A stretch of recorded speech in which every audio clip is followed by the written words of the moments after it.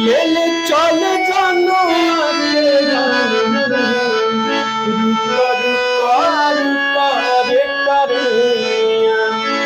ले चल जानो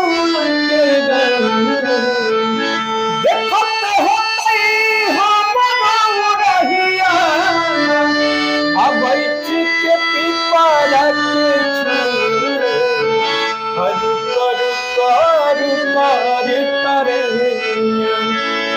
ले चल जानो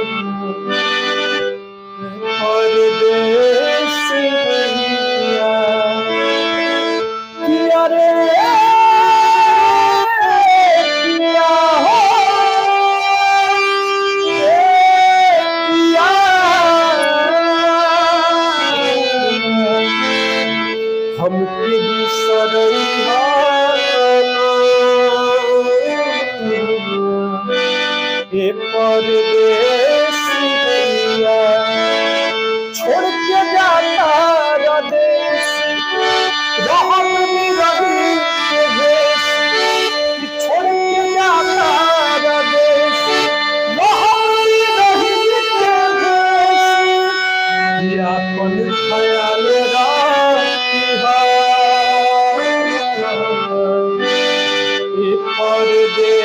परदेसिया हमके बिसरइहा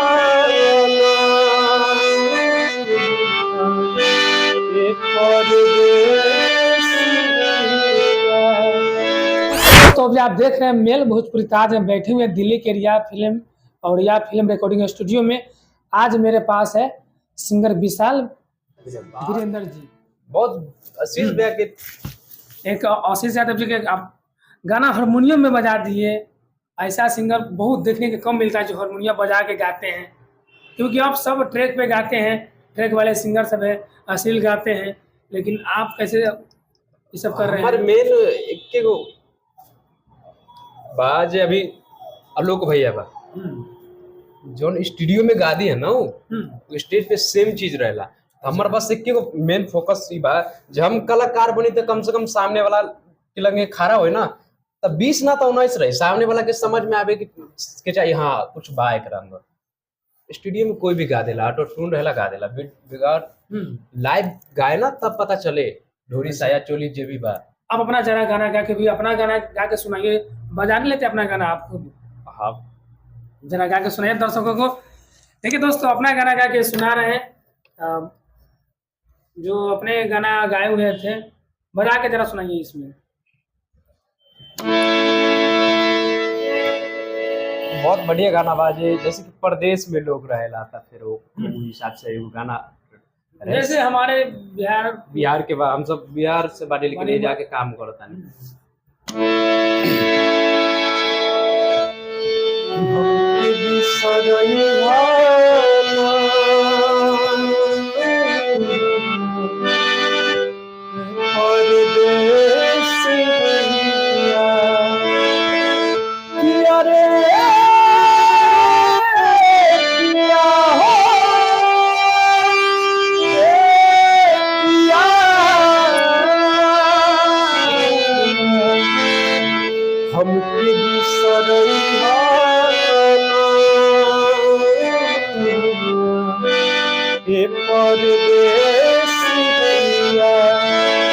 छोड़ के जाता देश रहत निरही के भेष छोड़ के जाता देश रहत निरही के भेष अपन ख्याल रखिहा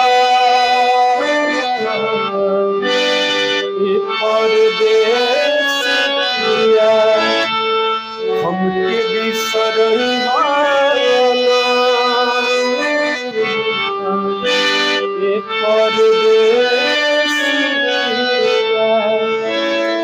बात, इतना भाव कहाँ से आप लाते हैं? इतना भाव आप गाते हैं।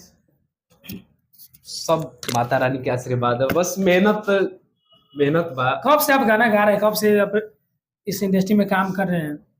गायकी तो स्टार्ट हम 2018 से कैले रहनी, और रिया कंपनी से जुड़ल बानी 2022 से। रिया फिल्म 2022 से काम करे। एग्रीमेंट है किससे गा रहे हैं आप? अभी एग्रीमेंट बनी। अभी आप साफ सुथरा गाना गा रहे हैं, लेकिन उस साफ सुथरा गाना से आपको गाना कुछ वायरल हुआ कि नहीं? साफ सुथरे से एक भी गाना वायरल में तब भी एगो उम्मीद बा जे आज आशीष भैया चाहे गुंजन भैया, देखी बुरा काम जितना जल्दी होला ना, अच्छा काम में थोड़ा टाइम लागेला लेकिन बहुत बढ़िया होला। तो यही सोच के हम साफ सुथरा गाना पे मेहनत करता नहीं, जे आज ना तो कल वायरल होई तो फिर। अगर आशीष भैया से आपको कोई सपोर्ट रही तो मांगा तो मिली कि ना? कोशिश रहे उनकर तक कुछ ना बा पर्सनल जे हम उनसे बात कर सकत नहीं। तभी अगर उनका टीम ना, के सब- कोई देख रहे हैं तो फिर एगो बस चाहत बा जे उनकर एगो राइटर बा ना चिंटू भैया, अगर उनकर लिखल कोई गाना अगर हमरा मिल जाए उनका सपोर्ट से तो फिर बहुत बहुत आभारी रहा हम उनकर। चलिए, जरूर मिल जाए। ज्यादा से ज्यादा मेल भोजपुरी दर्शक के कुछ कहना चाहते हैं? मेल भोजपुरी की जितना भी देखे वाला बात, भैया के ढेर सारा प्यार, और चैनल के सब्सक्राइब करी, लाइक कमेंट शेयर करी, और ये भाई के सपोर्ट के बहुत ज़्यादा जरूरी बा।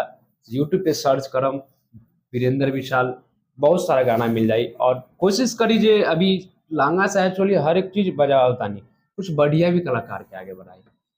दोस्तों, ये थे आशीष यादव जी के गाना बजा के बाखूबी गाए हैं, सुनाए हैं, और ये भी गाते हैं भरत शर्मा जी की आवाज़ में।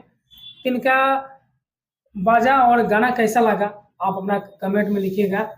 मिलता हूँ अगले वीडियो में, जब तक के लिए बाय।